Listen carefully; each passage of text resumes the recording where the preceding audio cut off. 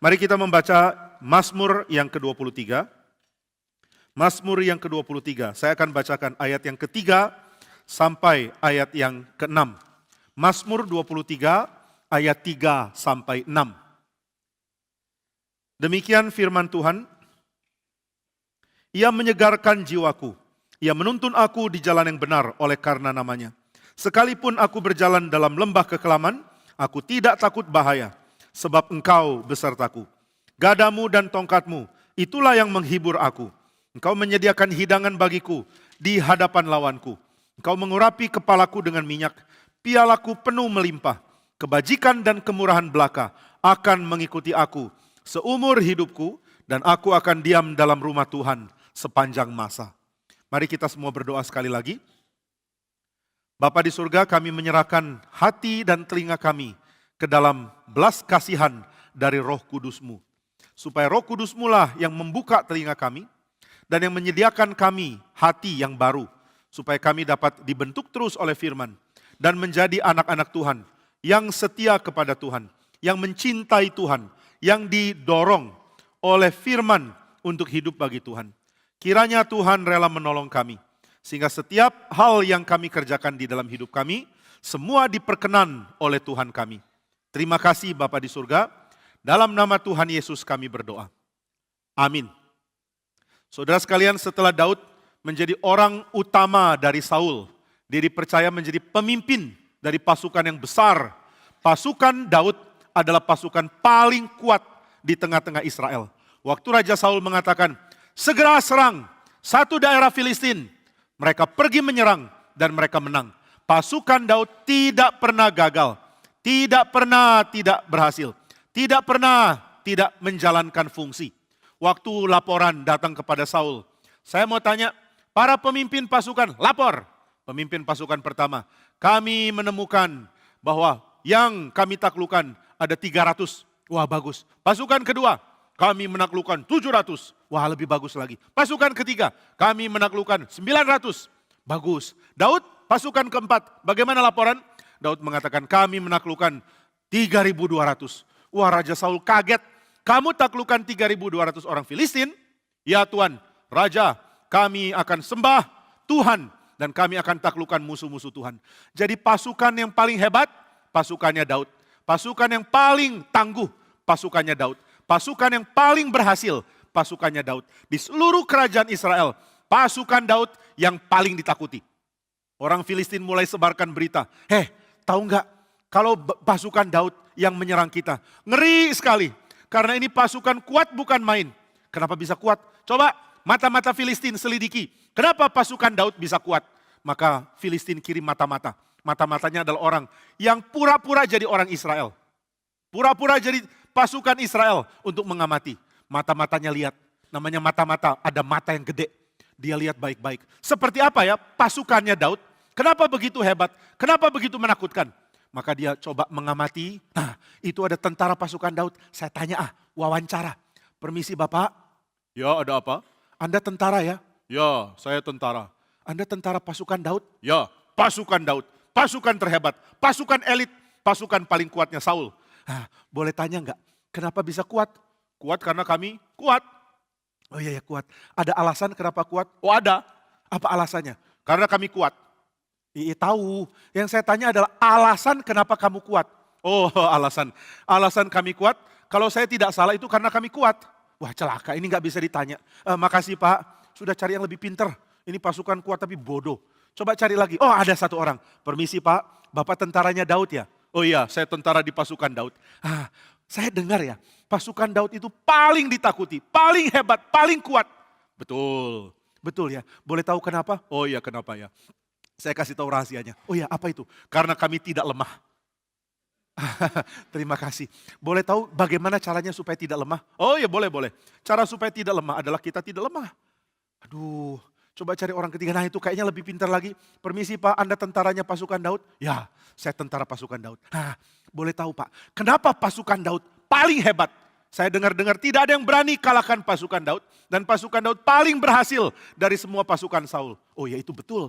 Tahu tidak, kenapa bisa begitu Pak? Saya mau tahu. Saya kasih tahu rahasianya. Oh boleh, apa rahasianya? Tahu tidak? Karena kami dipimpin Daud. Oh, lalu kalau dipimpin Daud kenapa bisa berhasil? Karena Daud berani sekali.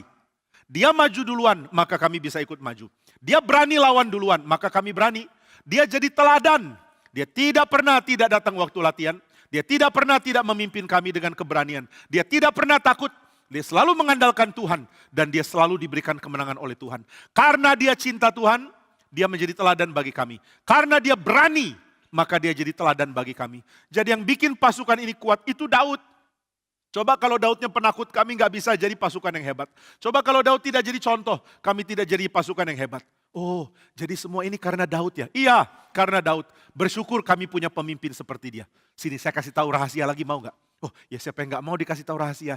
Silakan kasih tahu. Kami lebih hormat Daud daripada, jangan. Ayo kasih tahu, saya udah penasaran.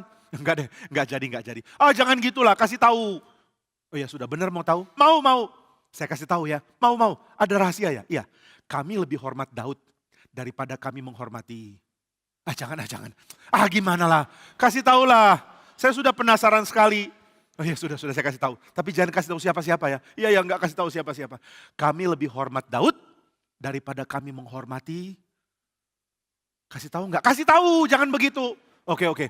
Kami lebih menghormati Daud daripada kami menghormati Saul. Hah?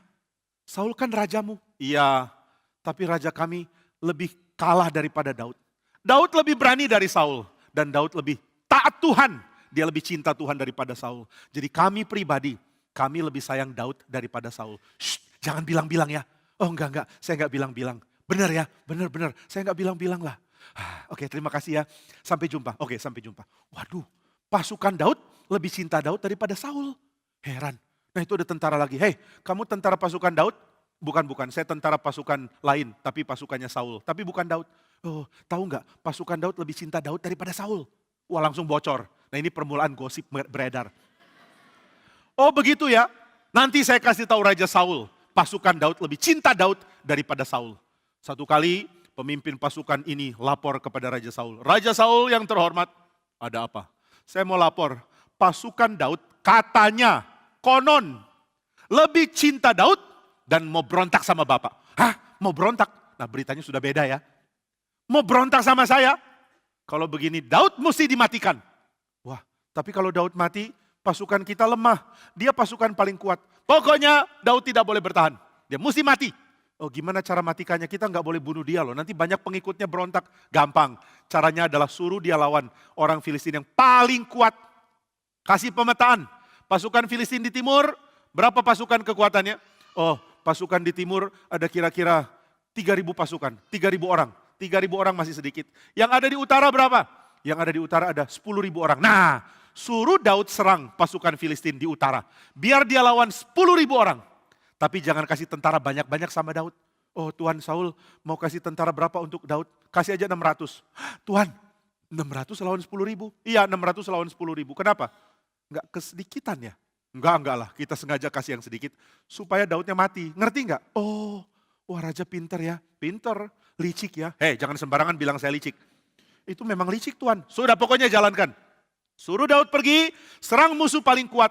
Tunggu dia, mati di sana. Biar kita bebas dari pengacau ini. Dia itu jadi dikagumi rakyat. Padahal saya yang raja. Saya raja, tahu enggak? Oh, tahu Tuhan, tahu. Dia itu cuma pemimpin pasukan. Kenapa orang lebih cinta dia daripada saya? Kenapa dia lebih penting daripada saya? Saul sudah makin dibujuk setan. Makin dikacaukan pikirannya. Mulai iri hati, dia mau bunuh Daud. Padahal Daud setia sama Saul. Waktu Daud ditanya, Daud, kenapa engkau berani berperang? Demi Tuhan dan demi Raja Saul. Saya mau beri kemenangan bagi Israel. Dan saya mau beri kemenangan bagi Raja Saul. Jadi Raja Saul dihormati Daud. Raja Saul dipuji oleh Daud. Raja Saul mau diberikan kemenangan oleh Daud. Maka tiap kali ada orang panas-panasin Daud. Tahu enggak, Pak Daud, Raja Saul dengan Bapak, kalau kita pooling ya Pak, Bapak lebih populer. Gak boleh ngomong gitu. Benar-benar ini lembaga survei yang terpercaya kok. Kita sudah lakukan quick count.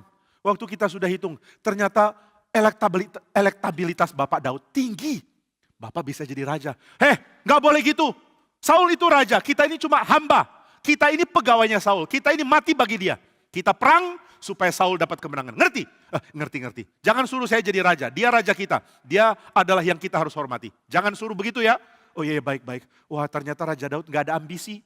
Gak ada ambisi mau jadi, pemimpin pasukan Daud. Saya udah ngomong raja lagi.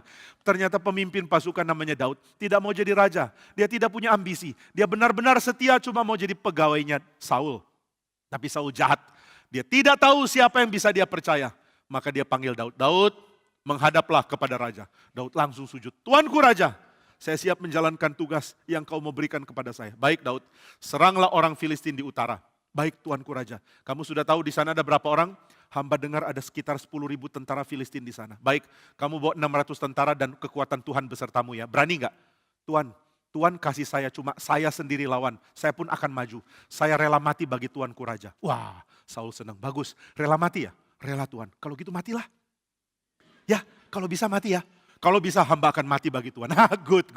Nah sekarang pergi, bawa 600 orang, lawan 10.000 tentara Filistin. Dan jangan kembali sebelum mereka dihancurkan. Mengerti? Mengerti Tuhan. Baik hamba, baik seluruh pasukan hamba, siap mati bagi Tuanku Raja Saul. Demi Tuhan dan demi Israel. Baik, silakan pergi. Maka Daud pergi. Kemudian Saul tinggal tunggu kabar. Nah, Daud sudah pergi. Sekarang tinggal tunggu dia dapat kabar dia sudah mati. Saya mau tunggu kabar duka cita. Nah saya sebagai raja harus memenangkan hati rakyat. Kalau dapat berita duka citanya Daud sudah mati, saya harus pura-pura sedih. Jadi saya mesti latihan. Nah Saul mau latihan. Kalau ada berita, Tuanku Saul, pemimpin pasukan kita Daud sudah mati. Oh ya? Oh sedihnya. Nah gitu saya harus latihan. Jadi Saul pura-pura sedih. Saul pura-pura cinta Daud. Saul pura-pura suka Daud. Saul pura-pura menyayangi Daud. Maka dia tunggu kabar. Dia panggil seluruh istana berkumpul. Istanaku mari kita kumpul. Beberapa waktu yang lalu saya kirim Daud dan 600 orang berperang untuk Israel. Sekarang kita tunggu kabar dari pembawa berita. Mari kita nantikan di hadapan Tuhan dengan tenang. Wah semua orang di istana di istana Saul semua dak dikduk. Semua ingin Daud menang. Semuanya dak dikduk. Semoga Daud menang. Cuma ada satu orang namanya Saul. Dak dikduk. Semoga mati. Cuma Saul yang maunya Daud mati. Lalu Saul menunggu, di situ ada Yonatan. Papa, jangan panggil papa di istana. Ini tempat pertemuan umum, panggil aku raja. Oh ya maaf, tuanku raja papa. Saya mau tanya, kenapa engkau kirim Daud cuma 600 orang? Loh, dia mau kok. Dia pasti mau. Engkau harus tambahkan pasukannya. Bawa pasukanku juga bisa. Kenapa suruh Daud pergi dengan pasukan begitu kecil, lawan pasukan begitu besar? Oh, karena aku maunya begitu. Papa sengaja mau bunuh dia ya. Shh, jangan fitnah. Itu fitnah. Suudzon namanya. Papa cuma mau dia perang. Papa cuma mau Tuhan dipermuliakan dengan pasukan kecil. Jadi jangan macam-macam. Kamu malah berpihak kepada Daud. Ya, aku akan berpihak kepada Daud kalau papa licik dan jahat sengaja mau bunuh dia. Kamu ini ngawur. Papa masa mau bunuh dia? Dia akan berhasil kok. Dia cuma perlu 600 tentara. Sudahlah tenang, kita tunggu kabar. Pembawa kabar telah masuk ke dalam istana. Wah, semua tegang. Pembawa kabar itu sujud di hadapan Saul. Tuanku Raja Saul, kiranya bagi Tuhan dan bagi tuanku kemenangan. Oke, ada kabar apa dari peperangan di utara? Hamba membawa kabar. Saya akan baca kabar ini dari pemimpin pasukan Daud. Tuanku Raja, salam sejahtera. Kiranya Tuhan menyertai tuanku. Dan kiranya seperti musuh-musuh Tuhan di utaralah semua musuh Tuhan. Hambamu Daud kembali dengan berita mengatakan seluruh pasukan Filistin telah dimatikan. Saul kaget. Dia udah latihan nangis, sekarang gak bisa nangis. Seluruh rakyat bersorak, hore! Tuhan memberikan kemenangan kepada Daud. Saul ikut-ikut, hore! Tuhan memberikan kemenangan. Hore! Hore! Sebentar, silakan kalian pesta. Saya mau masuk kamar dulu, mau berdoa syukur kepada Tuhan ya. Silakan. Saul masuk kamar, langsung nangis. Kenapa Daud gak mati? Aku maunya dia mati. Ini Saul jahat bukan main. Jahat karena egois. Jahat cuma pikir diri. Coba saudara, siapapun engkau, orang dewasa, remaja, pemuda, anak-anak. Jangan cuma pikir diri. Jangan anggap diri terlalu penting. Tuhan yang penting. Mari jadi berkat bagi orang lain. Saul cuma tahu iri hati. Saya harus dipuji. Saya harus paling hebat.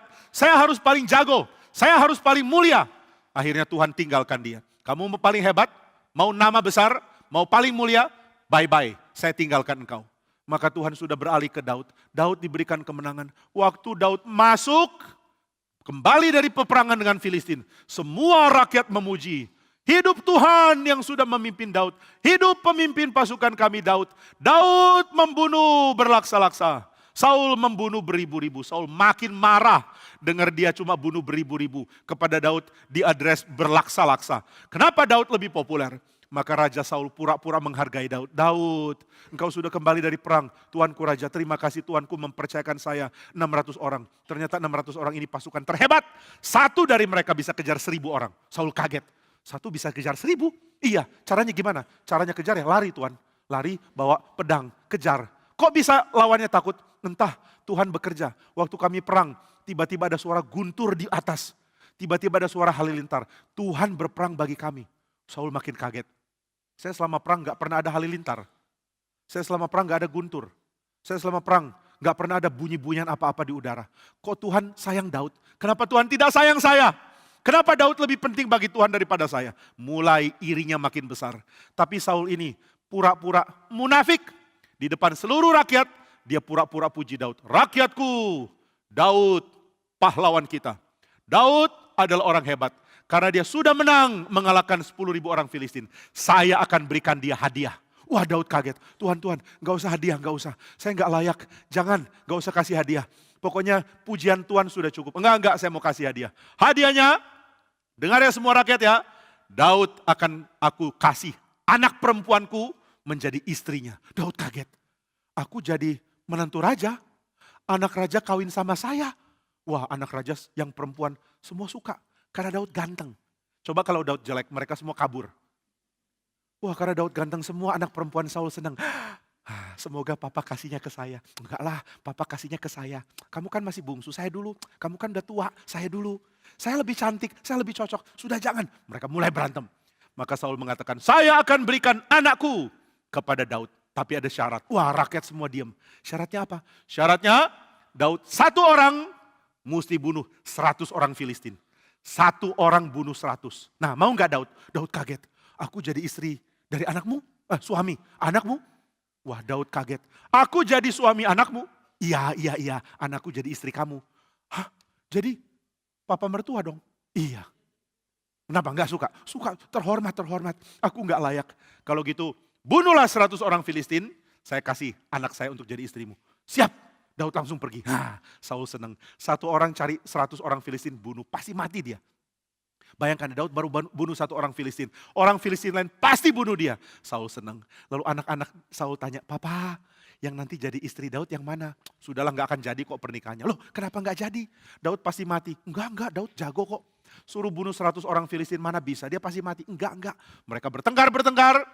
Berapa hari kemudian Daud sudah pulang. Saul kaget. Lu masih hidup? Daud bilang masih Tuhan. Terus gimana? Tuhan, saya sudah bunuh orang Filistin. Sampai 100 atau enggak? Sayangnya bukan 100 Tuhan. Nah bukan 100 enggak jadi. Bunuh dulu 100. Bukan Tuhan, saya bunuhnya 200 boleh enggak? Hah? Gimana? Sudah bunuh 100 belum? Sayangnya bukan 100. Berapa? Cuma 200 Tuhan. Kira-kira cukup enggak ya? Kalau enggak cukup saya cari 100 lagi. Wah Saul kaget. Kamu bisa bunuh 100 orang Filistin? Yang kamu bunuh bukan orang biasa kan? Enggak Tuhan, yang saya bunuh tentara semua. Kamu lawan 100 orang Filistin dan menang? Bukan Tuhan, 200. Iya 200. Wah Saul kaget sekali, Daud sangat diberkati. Maka akhirnya Daud menikah dengan anak perempuan Saul. Dia menikah dengan Mikal dan Mikal senang sekali. Saya jadi istrinya Daud. Akhirnya mereka menikah dan Daud menjadi menantu raja. Waduh namanya langsung meroket, orang langsung hormat. Oh Tuan Daud, engkau sekarang sudah jadi orang hebat. Sekarang jadi inner circle, jadi orang istana. Maka nama Daud makin masyhur dan Saul makin benci. Dia mau Daud mati, tapi bukannya Daud mati, dia malah naik terus. Sekarang jadi menantu raja. Maka Saul sudah sangat-sangat benci. Dia tidak tahu harus diapakan Daud ini. Satu kali roh jahat mulai ganggu Saul. Roh jahat mengganggu Saul, masuk ke dalam Saul. Lalu mulai berbicara ke dalam diri Saul. Hei Saul, ya kamu suka ya sama Daud? Enggak, aku benci Daud. Kalau benci, matikan aja dia. Betul, saya mau matikan dia. Nah ini cara roh jahat mengganggu ya. Roh jahat merasuk kepada Saul dan mulai bikin Saul membenci. Benci Daud, mau bunuh Daud, mau hilangkan Daud, mau bikin Daud mati. Jahatnya Saul seperti ini. Maka karena roh jahat terus ganggu, jiwanya mulai hancur, dia tidak sejahtera. Dia mulai cuma bisa baring, dia tidak bisa kerjakan apa-apa. Rakyat bertanya, Tuan, Raja Saul, kami mau tanya perkara kami untuk diputuskan raja. Enggak ada perkara. Saya enggak mau putuskan apa-apa, saya sedang stres. Wah, tuanku raja begitu stres karena apa? Saya enggak tahu. Saya diganggu begitu besar, masalahku begitu besar. Saya sangat tertekan, saya begitu goncang jiwanya. Saul jadi seperti orang gangguan jiwa. Kejiwaannya terganggu, dia begitu stres, dia begitu tertekan, dia begitu depresi, dia begitu anxious, dia begitu sulit mengendalikan jiwanya karena kebenciannya. Hati-hati ya, kamu benci orang tanpa alasan, kamu benci orang tidak terkendali, jiwamu akan sakit. Orang sakit jiwa banyak alasan, tapi salah satu alasan adalah karena tidak mampu menguasai kebencian. Tidak mampu mematikan kepahitan. Tidak mampu menghilangkan rasa tidak suka di dalam hati. Saudara tidak suka orang, ampunilah dia. Jangan pelihara kepahitan. Saudara disakiti orang, ampunilah dia. Jangan pertahankan kepahitan di dalam hatimu. Saul terus benci, maka dia menjadi sakit jiwanya. Dan ketika Saul sudah sangat tertekan, jiwanya begitu sakit. Penasehat-penasehat Saul begitu khawatir. Tuanku Raja Israel sedang stres. Ayo kita panggil Daud, suruh Daud main kecapi. Daud tanya, ada apa? Mereka panggil Daud di rumahnya, tolong main kecapi untuk Saul. Saul sedang tertekan, jiwanya sedang stres, dia sedang diganggu roh jahat. Oh iya, maka Daud mulai main, dia datang kepada ruangan Saul. Saul, rajaku, bolehkah aku menghibur engkau dengan main kecapi? Oh iya, silahkan, saya sangat tertekan.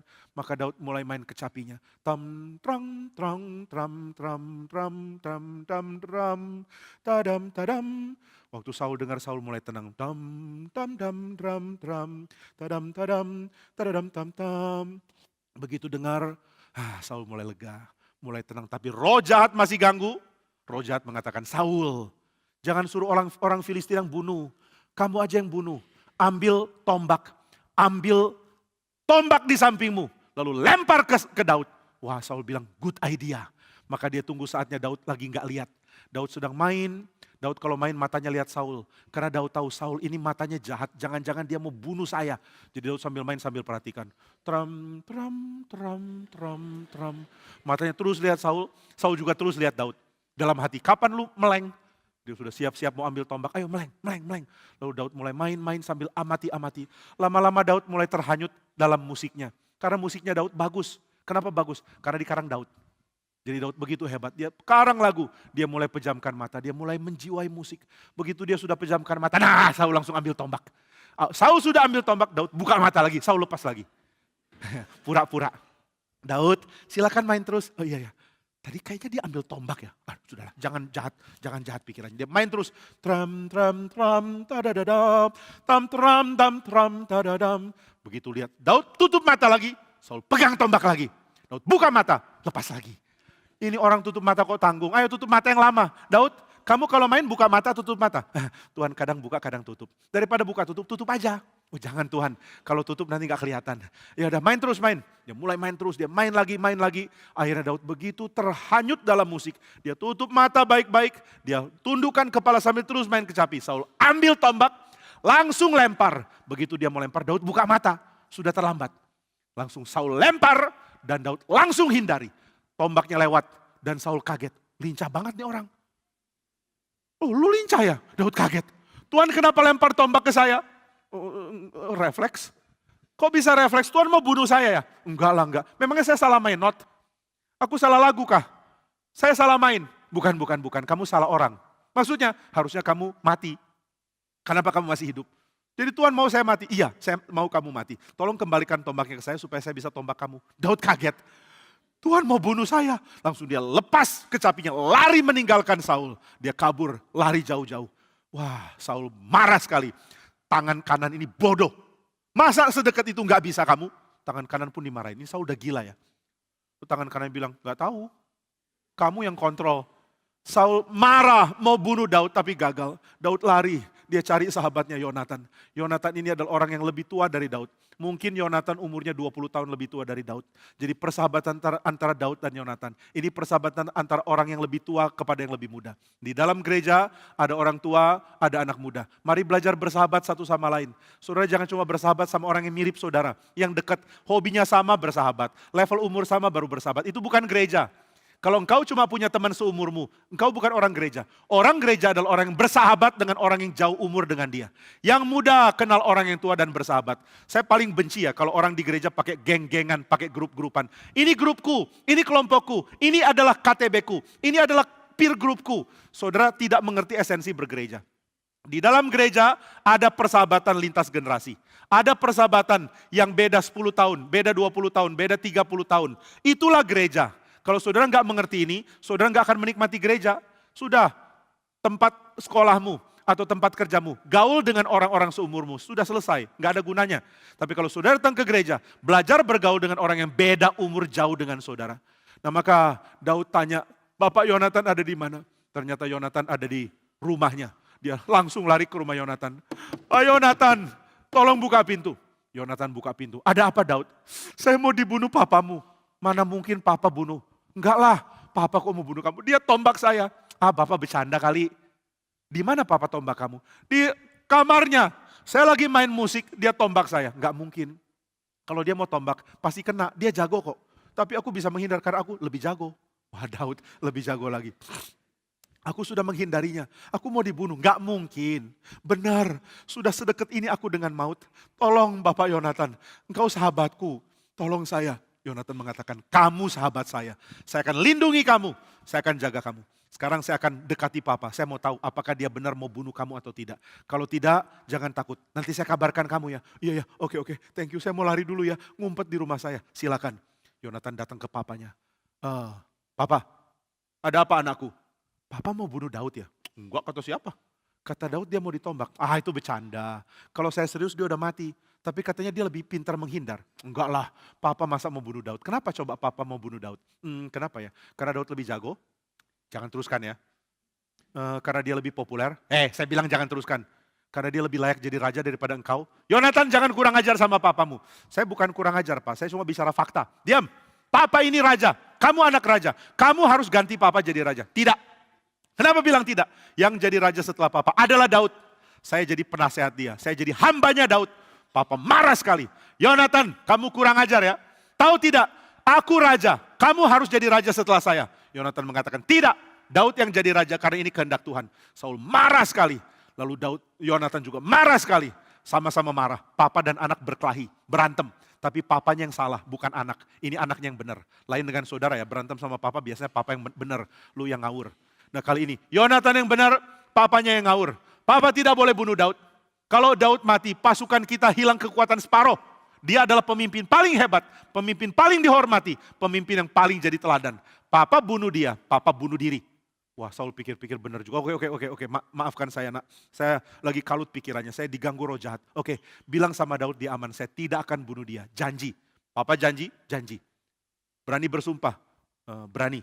Sumpah demi Tuhan? Ya, sumpah demi Tuhan. Saul gak peduli, dia mau bunuh Daud, dia bikin sumpah palsu. Baik. Saya akan bilang ke Daud kalau dia aman. Yonatan cari Daud di rumahnya. Daud buka pintu. Ada Bapak Yonatan sahabatku, bagaimana? Silakan tenangkan dirimu.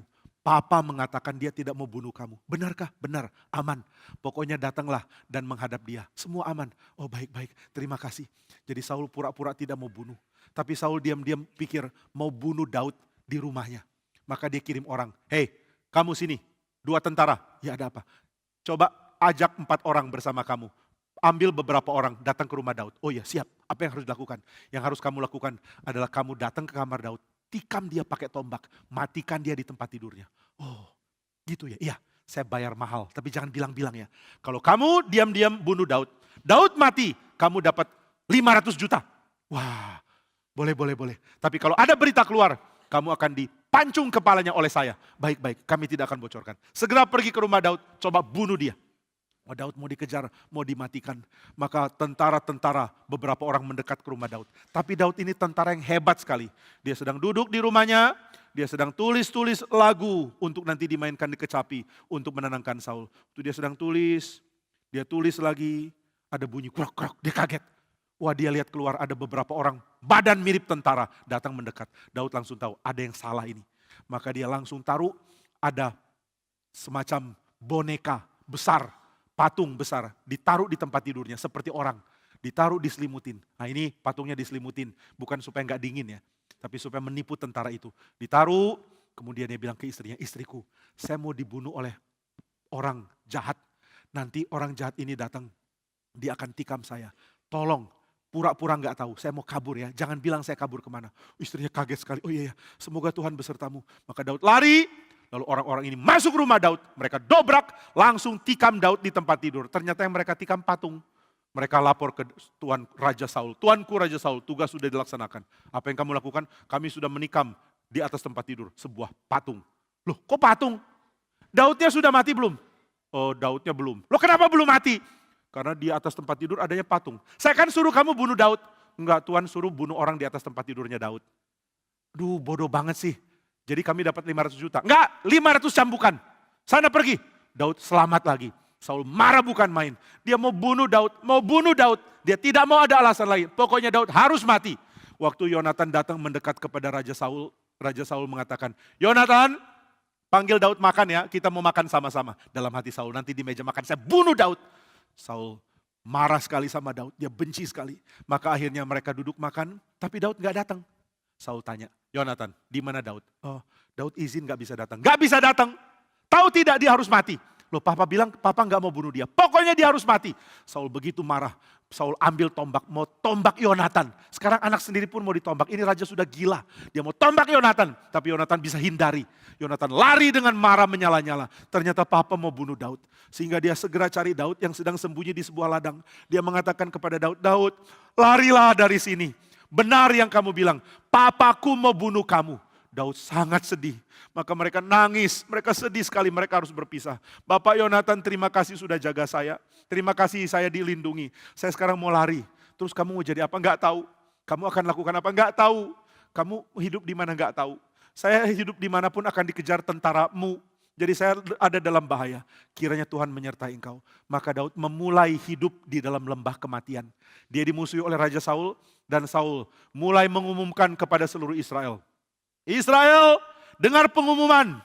Ada berita menakutkan hari ini. Wah, semua dengar. Pasukan kita, kepala pasukan bernama Daud, sudah berkhianat terhadap kerajaan. Dia ingin jadi raja. Dia mau bunuh saya. Dia mau bunuh Yonatan. Dia mau bunuh keluarga kerajaan. Supaya dia bisa jadi raja. Semua rakyat kaget. Daud kok gitu ya? Gosipnya beredar. Nama Daud dirusak. Daud sekarang jadi pengkhianat. Seluruh tentara yang tadinya dukung Daud, sekarang mulai antipati terhadap Daud. Wah, tadinya saya kagum sama Daud. Sekarang baru tahu kalau dia ternyata pengkhianat. Orang jahat mau bunuh Saul. Mari kita lindungi Saul, mari kita kejar Daud. Jadi seluruh tentara sekarang mulai benci sama Daud. Daud bingung. Saya punya teman siapa ya? Semua orang marah sama saya. Gara-gara fitnah dari Saul. Daud merasa sangat sendiri. Dia lari dari satu desa ke desa lain. Dia masuk ke satu desa, orang desa itu mulai kenal. Bukankah engkau Daud? Bukan. Dia lari lagi. Lalu dia mulai pakai tutup untuk menutupi kepalanya. Dia tutup dengan tutup yang sangat besar supaya mukanya gak kelihatan. Dia duduk di satu tempat makan. Dia coba makan. Dia buka sedikit tutup dari wajahnya. Orang lihat, itu Daud yang dikejar-kejar Saul. Daud kaget. Dia lari lagi. Terus lari. Akhirnya sampai di daerah Nob, di tempat para imam. Dia pergi kepada Ahimelek, imam besar di sana. Bapak Ahimelek, tolong saya. Oh, ada apa Daud? Saya lagi dalam tugas rahasia. Padahal Daud lagi lari. Dia sudah gak tahu harus kemana. Saya lapar. Saya gak ada makanan. Saya sudah jalan jauh satu tempat ke tempat lain. Dan tidak bisa makan. Loh, kenapa gak bisa makan? Kenapa tidak cari makan di kampung-kampung? Oh, karena ini tugas mendesak, jadi saya harus jalan jauh. Jadi tolong, adakah makanan di tempatnya imam? Oh, ada roti imam. Tapi roti imam ini untuk imam. Tapi waktu Ahimelek lihat Daud, dia sedih. Kamu sudah berapa lama gak makan? Aku sudah berhari-hari gak makan karena harus cari tempat ke sini. Tolong kasih makan, kalau ada berikan sedikit. Daud tangannya sudah gemetar. Ini sedih sekali. Inilah orang yang diurapi Tuhan, tapi dibenci oleh Raja Saul. Dia diurapi Tuhan jadi raja, tapi Tuhan bentuk dia di dalam lembah kekelaman. Dia tidak bisa makan, dia kelaparan, dia tidak punya tempat berlindung. Dia jalan dari satu kampung ke kampung lain, satu desa ke desa lain. Dia menghindar dari tentara. Dia tidak punya siapapun. Cuma ada 2 atau 3 orang yang masih jadi sahabat dia. 3 orang ini masih menyertai. Jadi mereka berempat datang ke tempat imam. Lalu mereka minta roti dari imam. Mereka makan dengan lahap. Karena sudah berhari-hari tidak makan. Tangan begitu gemetar. Begitu lemah. Begitu tidak punya kekuatan. Dan mereka mengatakan, tolong Bapak Ahimelek, adakah pedang di sini? Kami nggak ada senjata sedikit pun. Oh ada pedang, ada satu pedang yang dulu milik Goliat. Masih ingat Goliat? Masih. Dia yang saya bunuh itu kan? Iya, pedangnya masih ada di sini. Kamu mau pedangnya Goliat? Oh yang nggak ada yang lebih baik dari itu, tolong kasih. Oke, silakan ambil pedang Goliat. Silakan ambil roti. Silakan ambil untuk perbekalan. Terima kasih. Bapak Ahimelek, kami jalan dulu ya. Silakan. Maka mereka jalan terus lari. 2 orang ikut Daud tanya, Daud kita mau kemana ya? Kemanapun kita pergi akan ditangkap tentaranya Saul. Daud cuma bisa berdoa, Tuhan, inikah hidup yang harus saya jalani? Tadinya saya adalah gembala di rumah papa. Lalu setelah itu saya menjadi penghibur Saul, main kecapi di istana. Kemudian Tuhan izinkan aku menjadi pemimpin pasukan, karirku yang paling tinggi. Aku yang paling muda, tapi aku yang paling berprestasi. Tuhan melatih tanganku berperang. Tuhan membunuh musuh-musuh di hadapanku. Aku dilindungi oleh Tuhan. Sekarang aku siapa Tuhan? Aku orang pelarian. Cuma dengan beberapa teman ini menunggu mati di tangan Saul. Maka teman-teman mengatakan, ayo kita lari ke daerah Filistin. Di daerah Filistin tidak ada orang bisa bunuh kamu. Karena tentara Saul tidak mungkin berani pergi ke daerah orang Filistin. Oh ya, oke. Mari kita pergi ke tempat Raja Akis. Kenapa pergi ke Raja Akis? Siapa tahu Raja Akis bisa berbelas kasihan kepada kita.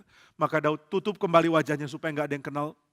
Pergi ke daerah Raja Akis, lalu minta ketemu Raja Akis di istananya. Waktu Daud masuk istana, dia mesti buka tutup kepalanya untuk menghormati Raja Filistin ini.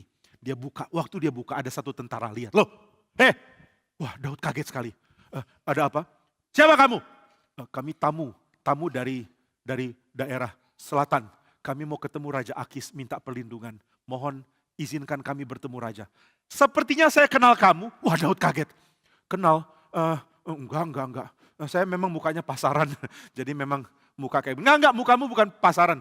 Mukamu ganteng banget. Enggak ada orang kayak kamu gantengnya. Badannya bagus, seragamnya jelek. Kamu tentara ya? Iya saya tentara. Enggak ada tentara ganteng kayak kamu. Nah saya pernah ingat ada tentara ganteng. Di mana ya? Wah Daud ketakutan.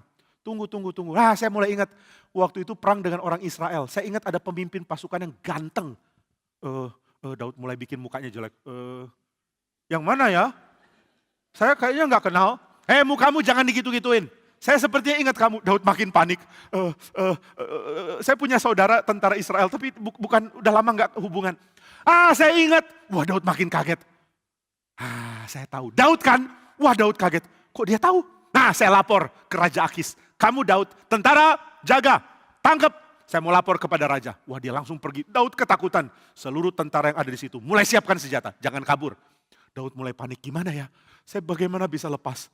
Lalu orang yang kenal Daud langsung lapor. Raja Akis, di bawah di istanamu ada orang mau bertemu engkau. Dialah Daud.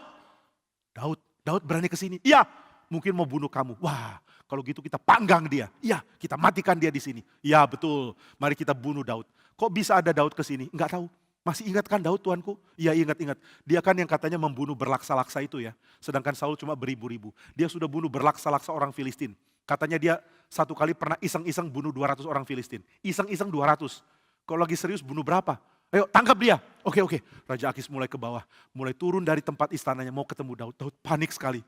Tuhan, masa saya mati di tangan orang Filistin? Tuhan, di sini ke akhir hidupku.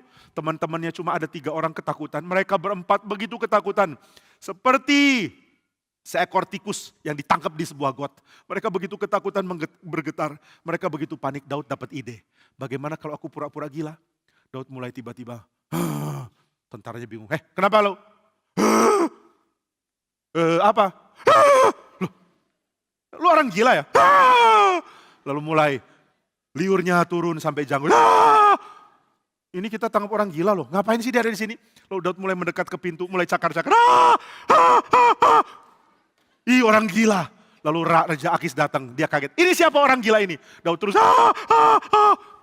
Orang gila kenapa dibawa ke istana? Waduh orang ini, enggak Tuhan ini Raja Daud. Ini pemimpin pasukan namanya Daud. Ingat gak Daud? Daud kan ganteng, ini kan gila. Pokoknya mukanya dibikin jelek. Tadi ganteng, sekarang kok jelek ya? Jangan pura-pura gila kamu. Sudah jangan cerewet. Usir orang ini. Orang gila kok di sini. Memangnya kita kurang orang gila apa? Buang dia keluar. Taruh dia di pinggir jalan. Istanaku itu istimewa. Istanaku tempat terhormat. Masa taruh orang gila di sini? Buang dia. Akhirnya Daud dan 3 orang dilempar keluar istana. Mereka langsung lega. Daud senang sekali. Puji Tuhan ternyata jadi gila itu bermanfaat. untung saya pernah acting gila. Waduh, teman-temannya juga sangat khawatir. Jadi gimana, kita nggak bisa berlindung di Filistin, nanti dibunuh. Kita nggak bisa balik lagi ke Israel, nanti dibunuh Saul. Di daerah Filistin mau dibunuh raja Filistin. Di kampung sendiri mau dibunuh raja sendiri. Kita nggak punya tempat. Daud mau bawa kita kemana? Daud sedih sekali mengatakan kepada teman-temannya, kalian bertiga pulanglah.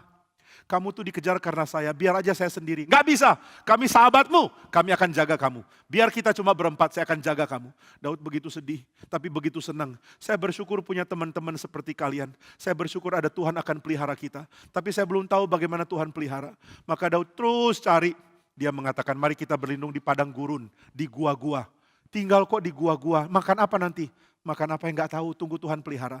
Maka mereka jadi orang sangat miskin, tidak punya rumah, pakai baju robek-robek, mengelana, tidak tahu harus kemana. Inilah calon Raja Israel. Tuhan bentuk dengan kehidupan yang sangat pahit, tidak tahu besok masih hidup atau tidak. Tidak tahu besok ada makanan atau tidak. Tidak tahu besok akan diserang orang atau tidak. Mereka menjadi orang tersendiri, mereka menjadi orang tidak lagi punya keluarga. Mereka menjadi orang yang ketakutan setiap hari. Tiap kali mereka tidur bergantian. Ada yang jaga, takut ada tentara Saul atau tentara Filistin mengejar mereka. Tiap hari mereka didera ketakutan. Tiap hari hati dak-dikduk, dak-dikduk. Gak pernah tenang. Daud berseru kepada Tuhan, Tuhan sudah puluhan hari saya tidak pernah menikmati tidur. Sudah puluhan hari saya terus dibayang-bayangi maut. Sudah puluhan hari saya terus ketakutan. Tuhan, kapan Kau bebaskan saya dari ketakutan ini? Bebaskanlah saya dari ketakutan ini. Tapi di tengah ketakutan Daud menebalkan percayanya kepada Tuhan. Dia mengatakan, Tuhan kuatkan saya. Kuatkan saya. Saya begitu lemah. Lalu temannya berseru, ada orang mendekat. Daud kaget, langsung ambil pedang. Siapa yang mendekat? Orang ini adalah orang panglima atau pemimpin dari Israel. Wah, saya mau dibunuh lagi. Ayo kita siap-siap, kita sembunyi. Tunggu Tuhan, tunggu. Kayaknya saya kenal. Siapa? Itu adalah Pangeran Yonatan. Yonatan, suruh dia ke sini. Yonatan mau ketemu saya ya.